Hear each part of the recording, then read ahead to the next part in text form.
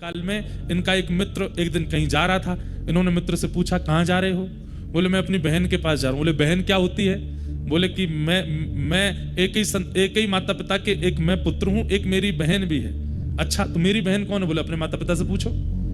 अपने माता पिता के पास जाकर के रोने लगे, मेरी बहन कौन है? मेरी बहन। अब इनकी बहन तो थी नहीं, तो माता जी ने कह दिया सिया जी तेरी बहन है। तो मामा प्रयागदास जी बोले सिया जी कहाँ है? बोले उनकी शादी हो गई। तो कहाँ रहती हैं? बोले अयोध्या जी में रहती हैं। अच्छा मेरे जीजा जी कौन है? बोले जीजा जी तुम्हारे राम जी। इतना अखंड विश्वास कर लिया इस बात पर, अब तो मां के पीछे पड़ गए, मैं बहन के घर जाऊंगा। तो बोले चला जा अयोध्या। बोले बहन के घर खाली हाथ नहीं जाते, खीर बना के दो। मैया से खीर बनवा के ले गए और अयोध्या में जाकर के सबसे ये नहीं पूछे सिया जी कहाँ हैं? बोले मेरी बहन कहाँ है? अब सब लोग बोले तुम्हारी बहन हमको क्या पता कहाँ है, कोई नाम पता है? बोले नाम पता तो नहीं, बस बहन का नाम जीजा जी का नाम पता। बोले क्या नाम है? बोले बहन है सीता जी, जीजा जी है राम जी। संत जनों के नेत्र सजल हो जाते, वाह अच्छा तुम्हारी बहन है? बोले हाँ मेरी माँ ने कहा उनका ब्याह हो गया, मेरे को याद ही नहीं वो कैसी दिखती हैं, मैं देखने आया हूं उनको। संतों ने कहा यह अयोध्या है, यहां तुम्हारे जीजा जी और बहन जी विचरण करते रहते हैं, किसी वृक्ष के नीचे बैठ जाओ, आएंगे तुमसे मिलने, बस उनको ढूंढते रहना, उनकी आस में बैठे रहना, आएंगे इसी मार्ग से। मामा प्रयागदास जी बोले कब तक प्रतीक्षा कर? मुझे कैसे पता चलेगा कि मेरी बहन है, मैंने तो कभी देखा नहीं। बोले अरे तुम्हारी बहन छोटे मोटे घर में नहीं भी आई है, रघुकुल कमल दिवाकर एक छत्र सम्राट महाराज दशरथ के पुत्र हैं श्री राघव जी, तुम्हारे जीजा जी। जब वे निकलती हैं तो आगे सैनिक पीछे सैनिक, इधर सखियां उधर सखियां, और मध्य में एक श्वेत हाथी, उस श्वेत हाथी के ऊपर स्वर्ण का एक सिंहासन, उस स्वर्ण सिंहासन पर अनंत मणियां जड़ी होंगी, ऊपर चमर लगा होगा, ऊपर सुंदर छत्र लगा होगा, उस पर आगे जीजाजी बैठे होंगे, पीछे घूंघट करके तुम्हारी बहन बैठी होंगी, और उनका रूप लावण्य ऐसा होगा कि देख करके मन होगा कि मोतियों से चंद्रमा से इनकी नजर उतार दूं, समझ जाना तुम्हारी बहन है। मामा प्रयागदास जी बैठ गए, प्रतीक्षा कर रहे हैं कहीं से श्वेत हाथी आएगा। करते करते एक दिन व्यतीत हो गया, नहीं आई सिया जी। तो प्रयागदास जी रोने लगे, कैसी बहन हो आप?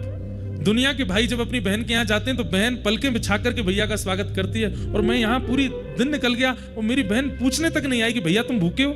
माँ ने खीर बना के भेजी, खीर भी ठंडी हो गई, कैसी बहन हो आप? करके जैसे ही रोने लगे, इतने में देखा नगाड़े बजने लगे, बड़ी बड़ी बाजे बजने लगे, सैनिक सब ढोल नगाड़े बजाते हुए आ रहे हैं, सावधान कर रहे हैं सबको। इतने में ही असंख्य हाथी और सुंदर सुंदर हाथियों पर चमड़ उड़ाए जा रहे हैं, 2 हाथी आगे 2 हाथी पीछे, और बीच में एक श्वेत हाथी, और उस श्वेत हाथी के ऊपर सुंदर स्वर्ण का सिंहासन, और आगे रघुकुल कमल दिवाकर श्री राघव जी मंद मंद नेत्रों से इधर उधर देखते हुए, और पीछे घूंघट करे श्री सिया जी बैठे। अब तो मामा प्रयागदास जी चिल्लाने लगे, बहन जी रुक जाओ, जीजा जी ने रुक जाओ, अरे मैं आपका साला आया हूं। राम जी ने तुरंत महावत से कहा रोको, अभी की सत्य घटना।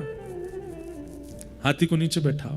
नीचे बैठाए, सिया जी उतर करके आई, और उतर करके आकर के देखा, नेत्र सजल हो गए सिया जी के, लिपट गए मामा प्रयागदास जी।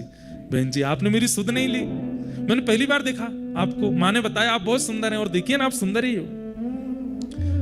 सिया जी ने खीर पाई, खूब सुंदर लड्डू पवाए, और उसके बाद जब जब उनकी इच्छा होती तब तब सीता जी ने कह दिया जब इच्छा करोगे बस याद कर लेना, हम दोनों आ जाएंगे। जब जब उन्होंने इच्छा प्रकट की तब तब आकर के राम जी ने उनको दर्शन दिया।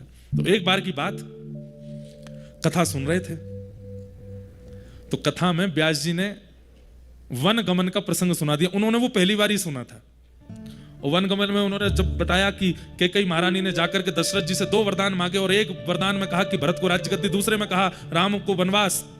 ये सुनते ही प्रयागदास जी रोने लगे, नहीं मेरे जीजा जी वन में नहीं जाएंगे। लेकिन व्यास जी तो सुनाते जाए, चुपचाप बेचारे सुनते गए। और जैसे ही प्रसंग आया कि सीता जी के पास गए और सिया जी से जाके कहा कि तुम यहीं रह करके पूरे कुल की रक्षा करना, सेवा करना, और सीता जी कहने लगी नहीं मैं तो आपके संग चलूंगी।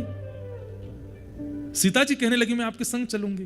तो प्रयागदास जी तो इतने फूट फूट के रोए, और जैसे ही सुना कि रथ में आरूढ़ होकर के राम जी और सिया जी अयोध्या छोड़ के वन चले गए, मूर्छित हो गए वहीं पे। हाँ नाथ हाँ नाथ हाँ नाथ हाँ नाथ कहते कहते रोने लगे।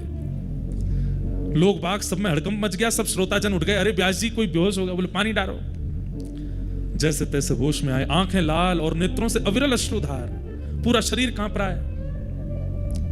दौड़ करके व्यास जी के पास गए, बोले मेरे भैया और मेरी बहन और मेरे जीजा जी कौन से वन में गए थे? बोले चित्रकूट के वन में गए। उसी समय दौड़ करके अपने घर गए और घर जाकर के, सुनिएगा, घर जाकर के खटिया ली, खटिया के साथ रजाई ली। बोले जंगल में सोते होंगे, उनको ओढ़ने को नहीं मिलता होगा, लेटने के लिए खटिया नहीं मिलती होगी। खटिया ली, रजाई ली, अचार का डिब्बा लिया, खाते होंगे, क्या मिलता होगा उनको, बढ़िया सुंदर सुंदर सामग्री जो जो वन में होनी चाहिए एक व्यक्ति की जरूरत के लिए सब इकट्ठी कर ली और खटिया के ऊपर डाल करके सारा सामान पूरा धर के, कपड़े लत्ता आदि, वस्त्र सौल आदि, बहन के लिए सुंदर पादुका, जीजाजी के लिए सुंदर पादुका, सब सामग्री लेकर के और सिर पर धारण करके चल दिए चित्रकूट। और रोते जा रहे हैं रास्ते पर। चित्रकूट के वन में पहुंच गए और वन में जाकर के सब रख दिया। और उनको तो वरदान था कि जब स्मरण करोगे आ जाएंगे।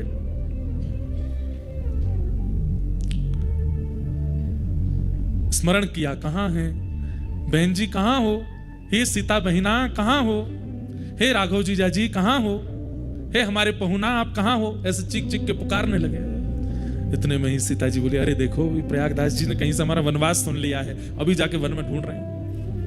सीता जी इतने में प्रकट हो गई, राम जी प्रकट हो गए, तुरंत चरणों में लिपट गए। बोले कि अरे आप तो कृपा करो, आप वन में क्या कर रहे हैं? आप वन में क्यों घूम रहे हैं? सिया जी बोली, नहीं नहीं नहीं, वो 14 वर्ष का वनवास हुआ था, पर 14 मिनट ही हम लोग वन में रहे, उसके बाद दशरथ जी हमको वापस ले आए और फिर जनक जी भी ले आए और सब ला करके हमको राजमहल में बिठा दिया। अब वनवास नहीं है, वो तो हो गया पूरा। 14 मिनट के लिए गए थे भैया, कर करा के आ गए वापस, आप चिंता मत करो बिल्कुल भी।